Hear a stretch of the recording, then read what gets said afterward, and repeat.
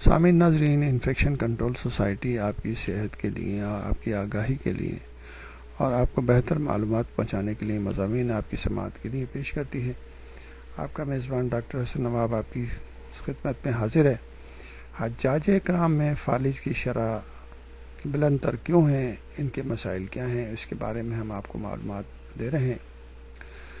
اگرچہ دوران حج آپ کو معمولی سا بھی خدشہ ہو کہ دل کی رفتار میں اضافہ ہو رہا ہے تو فوراً قریبی طبی سینٹر جائیں، اپنی کیفیات اور علامات سے معالج کو آگاہ کریں تاکہ درست تشخیص ڈائگنوسس بر وقت اور سہل ہو سکے۔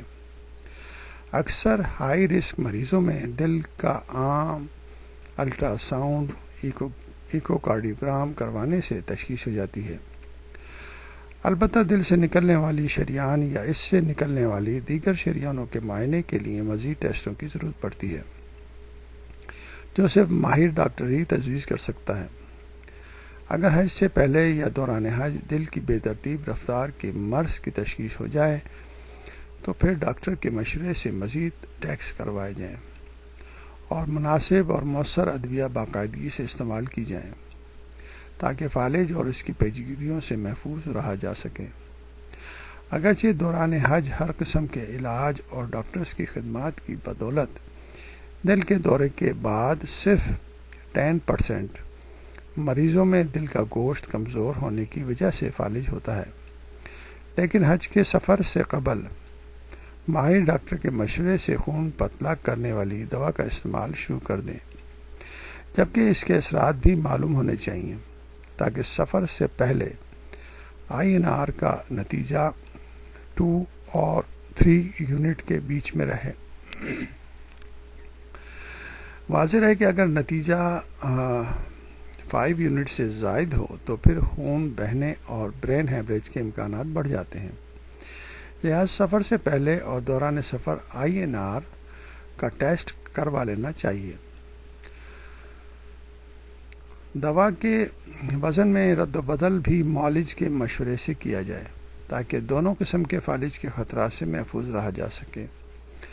اکثر خواتین مانع حمل ادویہ کا استعمال ماہواری روکنے کے لیے کرتی ہیں تاکہ حج کے ارکان خوش اسلوبی سے ادا کر سکیں۔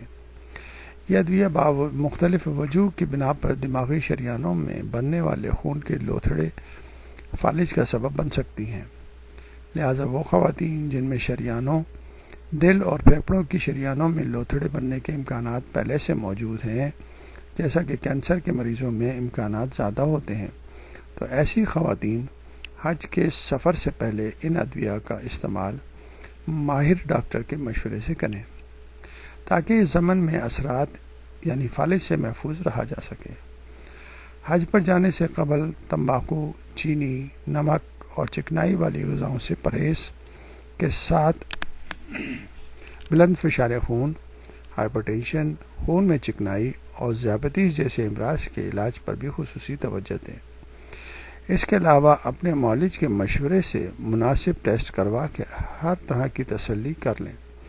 اگر خدا نخواستہ کسی عارضے کی تشخیص یا ڈائگنوسس ہو جائے تو پھر علاج پر توجہ دیں اور کوتاہی ہرگز نہ برتیں، نیز روزانہ ورزش کر کے جسم کو مشقت کے لیے تیار کرتے رہیں۔ اپنے روزمرہ کے معمول میں تبدیلی لا کر اور صحت مند غذا استعمال کر کے آپ اپنے آپ کو بہتر رکھ سکتے ہیں۔ خاص طور پر ایسی غذائیں استعمال کریں جو زود ہضم ہوں اور بہتر طریقے سے آپ کی صحت کی ضامن ہوں۔